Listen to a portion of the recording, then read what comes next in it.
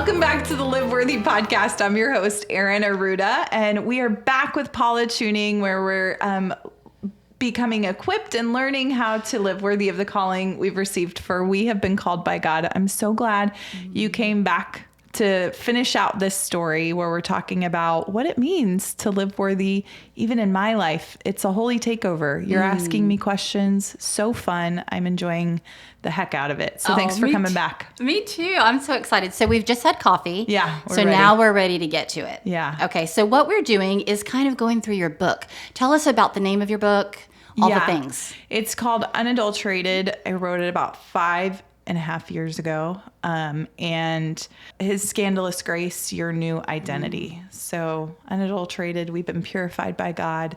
You can get on Amazon if you want.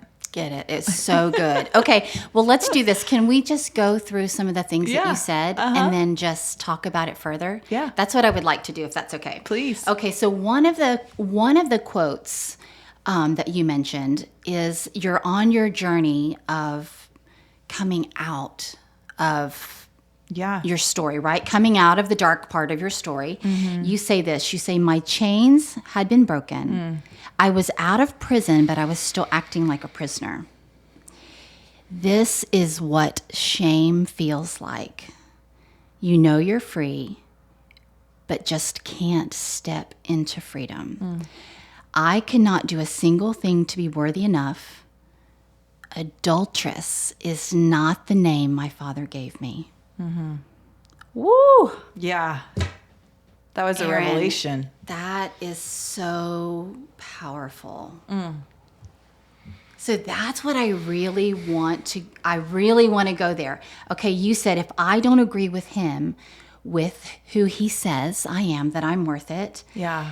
I make the cross worthless to me. Yeah. That's it. Like, so powerful. So please just speak to us about that. Yeah. Like, why is he even up there? If I'm not willing to apply the blood that he shed, if I'm not willing to eat of his body, right, his flesh and what he's done, if I'm not willing to be a part of his life and his grace and the love that he walks in, if I'm not willing to consume that because I don't feel worthy to receive that, then it just renders the cross useless for my sake. That's why he came. So to not receive the name, to receive a different name than what he gave me, because he wasn't up on the cross thinking, Erin is an adulteress. Like, he was up there going, Erin has forgotten who she is. And I know who she is. And so I'm going to die to take this off of her so that she never has to live thinking about this being her identity. And that is like, what kind of God does that? Like, just let me take this off of you because it's not you. And I don't want you to wear this anymore. I'm here to clothe you with better garments. I love this. So I want to feel what you felt. Yeah. Okay. So when you were talking about, I knew I was free, but I couldn't walk out. I was still acting and thinking like a prisoner. Yeah. That's what those words are to us that we put on ourselves. They are prison clothes. This, I'm a sinner. I'm a sinner. I'm a sinner. No, the Lord calls you a saint. That's what he says you are. Right. It's an old creation. Behold, you have been made new. Your old identity is one that is prison clothes.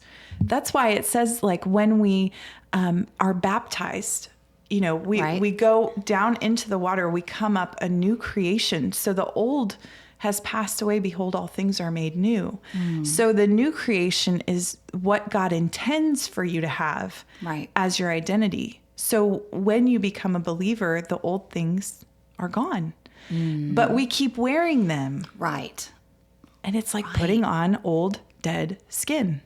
and walking around in old flesh. And that's not what we're called to do. I am called to see myself as Christ sees me. That is what I'm called to do.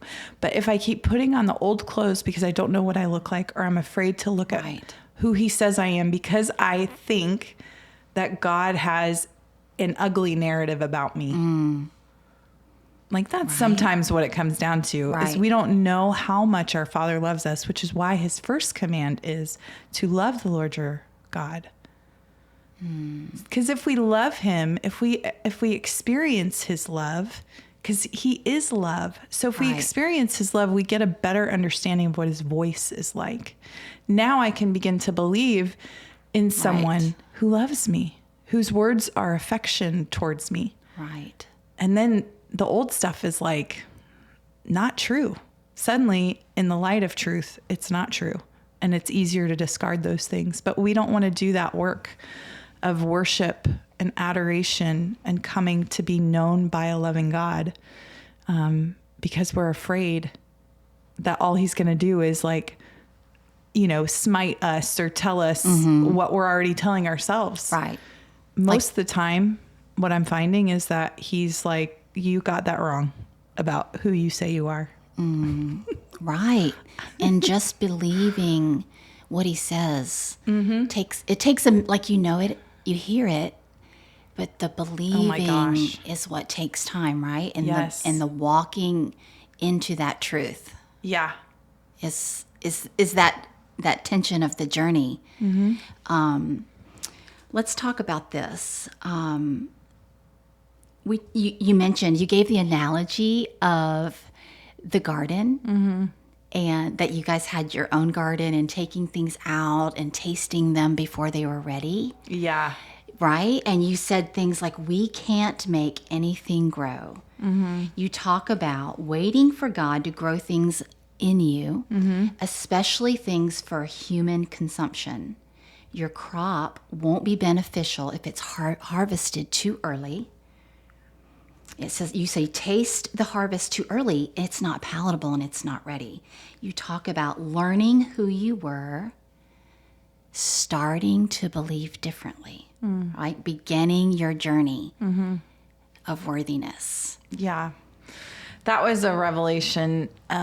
These pulling quotes from the book feels like such a, I think I remember writing some of those things, and sometimes I can't believe I wrote them because they really were just processes with the Lord and I, ways that he took me into like my true identity. So yeah, one of the revelations that came was, if you know who you are, you'll behave differently. And so there really is like so good. Kind of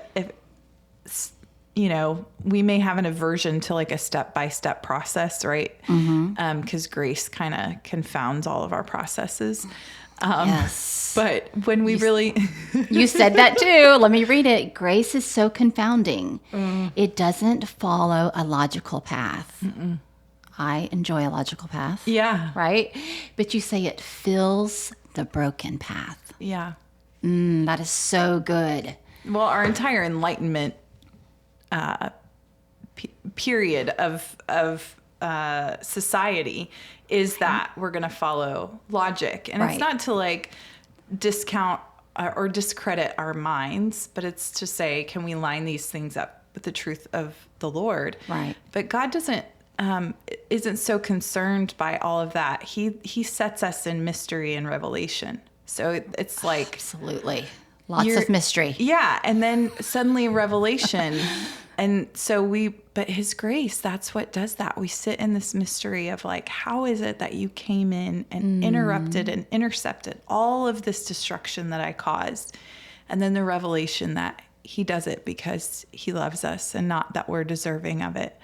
And it's like, man, this truth sets us free. This revelation of the grace that we can't afford or we don't deserve, it really does set us free. So that first has to happen so that we may know who we are, and then we can behave differently. So like these steps, right? If we're following it, it's like loving the Lord our God and receiving his love for us, letting it remake us into his image. Right. And then once we start to believe that's true, we test it out. Like we were talking about, let me take a step and see if this is true. And if you still really love me, and if you're, all those things. And then one step becomes two, and two steps become three. And then suddenly you're running down a path of grace and provision, and recognizing like, oh, I'm not going to wear these clothes while I run. I'm not going to wear these prison clothes while I run. So good. I'm going to be clothed in something new. That's so good. Do you remember a time when you had the realization that you were changing? Oh, you know what I mean? Like the time when you were like, oh, I can't believe I said that, or I can't believe I said that about myself, because I didn't realize, as he's like healing you along the way, right? Do you have a moment that you remember specifically? Yeah. I love that Tell us about question that. so much. Because I do think that is so I don't know if you grew up like this, but a lot of the women, as I was growing up, would shame themselves all the time. Yes. It was like, I don't know, my mom's generation would constantly put themselves down. And I remember feeling like I can't make it to where I need to go if they can't make it to where they're meant to be. Like I just remember thinking I am limited just by the language that they have. How could they think any higher of me if they can't think that about themselves? And so it was very much that generation, I think. And when I had daughters, I was like, whatever I do, I'm not going to allow them to hear me speak negatively about myself as much as possible. I may joke about, sure, whatever, like silly mom, whatever, but like really coming against myself because I know that they'll feel limited. So when I started to kind of act that way, it actually, even maybe just agreeing that I'm not going to do this. I made an agreement. Right. I'm not going to do this for my kids. Right. Because so much lives within our own agreements. Absolutely. Everything, really. Yeah, everything. Yes. Yeah. So I made this agreement, which was good, that I'm not going to do this in our home. I'm not going to hear them or let them hear me talk about what I don't like about myself or that I wish I was this or whatever. And so that was probably one key factor that I didn't even process probably as like all that holy. Yeah. It was just, I want it to be different for my kids. Right. And then suddenly one day I started believing that I could do more than I thought I could. So good. And I meant it for them. Sure. Really, it had a powerful effect on me and my own limiting beliefs. That's so good. Yeah. Yeah. And you have daughters. Do you find that? I do. And I have experienced being a little surprised. Like, oh, he's changing me. And I kind of didn't realize, because it's like, it's a process that takes a while, but it's fast and it's slow and it's all these things at the same time, right? Yeah. And just realizing, like maybe through talking to somebody else, or sharing with them about what they're going through and hearing yourself say words that you didn't know that you were starting to believe is true. Yep. Right? That's it. And then you realize, oh, it's happening. Right? He's healing me and he's changing me. Yes. And just being like, the journey's real and he's doing it and he creates the new thing inside of you.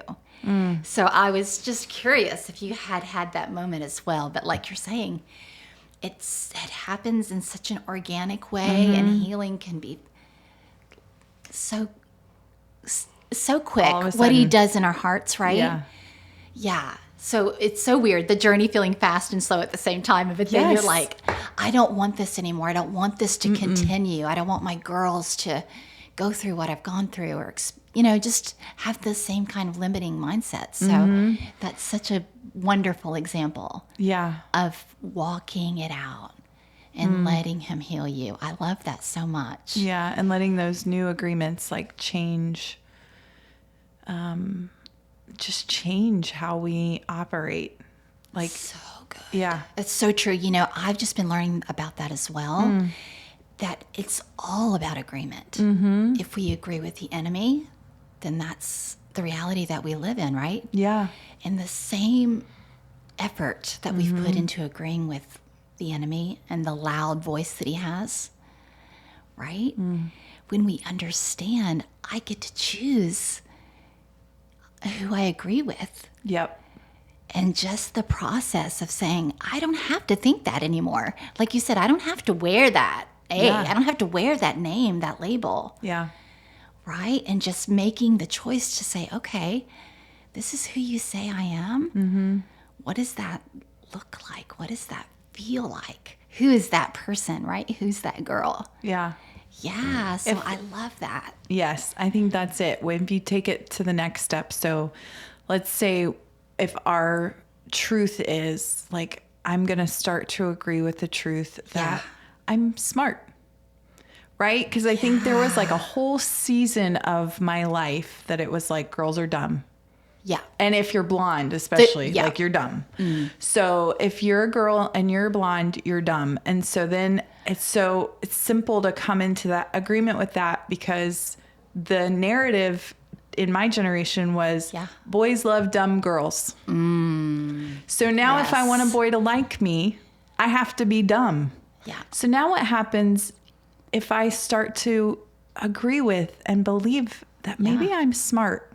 And I try not to limit what kind of smart I am, but I just say I'm smart. Wow. Now I begin to step into a belief system that allows me to be smart. Then I ask a question, what kind of smart am I? What kind of smarts, right, do I have? Yeah. Am I book smart? Am I keenly aware of the environment? Am I smart in the atmosphere or with people? What kind of intelligence do I have? So now I'm not subjected to a certain kind, but now I'm asking the Lord, how did you make my brain? How did you wire me to be smart? You have gifted intelligence to me of some sort. And I want to know what that is. So now my whole view changes. Right. But I don't have to know myself. And that is what, I don't know. We watched a lot of Frozen in my house. Yeah. Same here. Yeah. A lot of girls, a lot of Frozen. Let it go. Yeah. Let it go. But the second one, I was I loved the second Frozen. But here's what happens. I was so excited because I love picking up on a gospel narrative in a Disney movie or wherever it is. So if you're watching, you see Elsa hearing the voice. Oh my gosh. Her identity voice, right? Yes, and she goes down, down, down, down, down. And she's what she finds is herself. Yep. And here's the problem. We can be deceived and not even know it. The problem with deception is that it's deceiving, right? So you can have a lie and it be lying to you about having a lie. It's how we can have strongholds and all kinds of things because we just believe that we are whatever, fill in the blank. Sure. It can just be, Absolutely. we can just be deceived. And the trouble with deception is you don't know where you're being deceived. Yep. So here she goes down, down, down. And then she says, I am found by herself. But what Christ offers that no other religion offers, that the world does not offer, is he says, you can't know yourself. I know you because I formed you and I created you. Yes. And so if you would come back to me, I'll tell you who you are and it'll blow your mind. Because we have limits. We have concepts and theories and ideas, and they are limiting. Right. But God's design and desire and word over us is far greater, far better than anything we can think, ask, or imagine. Oh my goodness. So for her to come down to the end of the depths, and she's like, I found myself. I was like, no. How can a thing say what it is? It can't.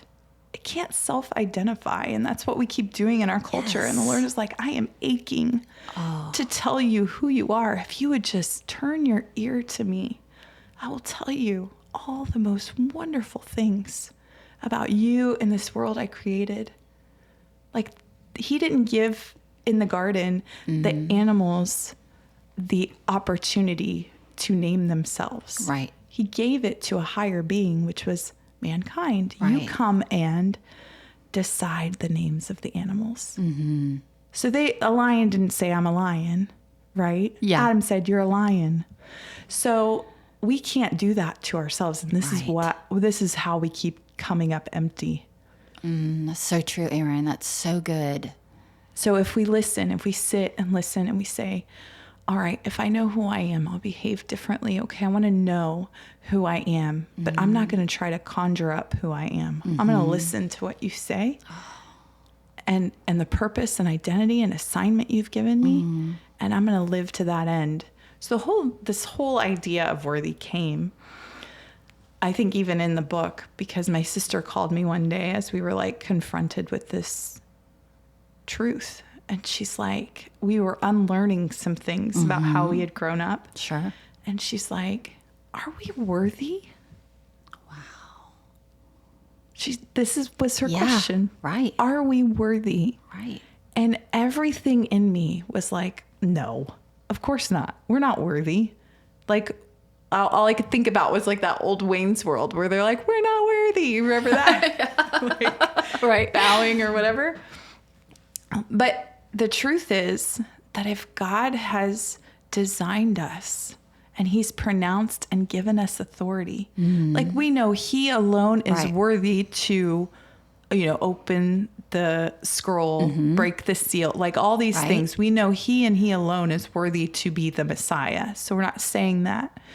But his pronouncement of identity to us, his gift for us on the cross, he's like, you're worthy of my inheritance, of my identity, to bear my name. Right. What? I know. Yes. So then it's like, oh, okay, if you're saying that I'm worthy, then I have to come to a place to believe that. How do I even get there? Yes. And then how do I live there? Yes. So that's like the wrestling, I think, that we do as we journey in our healing, is finding those places that we're saying, gosh, I'm still, and I find it every year, the closer that we get to the conference, I find that I'm still recognizing so many places where I'm not living worthy of the calling that I've received. I mean, he's working it out. Working it out. It's such a big deal. I love what you said. That's my favorite verse about how he knew me. Before I formed me in my mother's womb, he knew me, right? And all the things he had planned. That is such a powerful thing. And when you talk about that and coming into agreement with what he says and who he says you are, and the fact that he has a big plan, I'm so amazed. That's one of the things I love about your story from the beginning to now. And it speaks so much to me that the one who the enemy tried to call adulteress is the one who Jesus says, no, she's mine.